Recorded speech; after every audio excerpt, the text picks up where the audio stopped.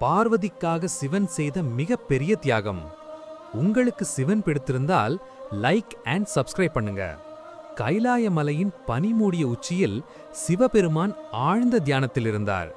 அவரின் மனம் அமைதியாக இருந்தாலும் ஒரு விஷயம் மட்டும் அவரை கவலைப்படுத்தியது. அது பார்வதியின் துயரம்.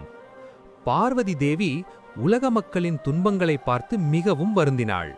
மனிதர்கள் பாவத்தாலும் துயரத்தாலும் தவிக்கிறார்கள், அவர்களுக்கு உதவ வேண்டும் என்றாள்.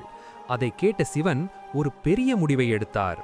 உலகத்தின் அனைத்து விஷங்களையும் தீய சக்திகளையும் துன்பங்களையும் தானே ஏற்றுக்கொள்ள முடிவு செய்தார். அந்த நேரத்தில் பார்க்கடல் கடைந்த போது உருவான ஆலகால விஷம் உலகையே அழிக்க வந்தது. தேவர்கள் அனைவரும் பயந்து ஓடினர். யாராலும் அதை தடுக்க முடியவில்லை. அப்போது பார்வதியை பார்த்த சிவன் மெதுவாக சிரித்தார்.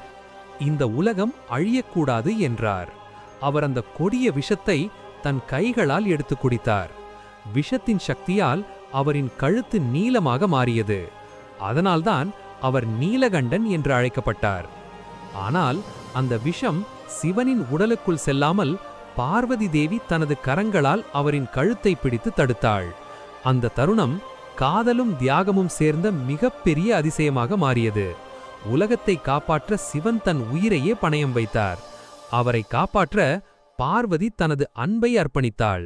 இதுதான் சிவன் பார்வதிக்காக செய்த மிகப்பெரிய தியாகம். சிவபெருமான் பிடித்திருந்தால் லைக், காமெண்ட், சப்ஸ்கிரைப் பண்ணுங்க. இந்த உலகத்தில் பல அவதாரங்கள் வந்திருக்கின்றன. ஆனால் சிவன் எடுத்த ஒரு அவதாரம் மட்டும் இன்றும் பலருக்கு தெரியாத ரகசியமாகவே இருக்கிறது.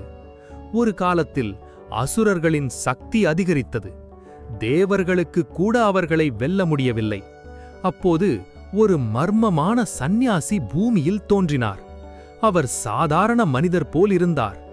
கண்களில் தீ, நெற்றியில் சாம்பல், கழுத்தில் பாம்பு. ஆனால் யாருக்கும் தெரியாது அவர் உண்மையில் சிவன் என்று. அந்த சந்நியாசி கிராமங்களுக்குச் சென்று மக்களின் அகந்தையை சோதித்தார்.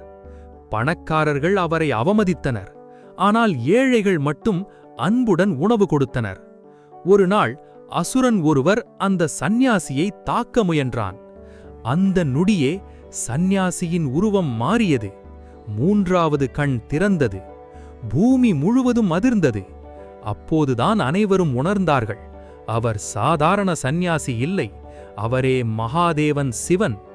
சிவன் சொன்னார், மனிதனின் உண்மை பக்தி அவன் பணத்தில் இல்லை, அவன் இதயத்தில் இருக்கிறது. அதனால்தான் சிவன் சில நேரங்களில் மறைமுகமாக வருகிறார் என்று நம்பப்படுகிறது. இன்னும் இப்படிப்பட்ட மர்மமான கதைகள் வேண்டுமா? Like, comment, subscribe.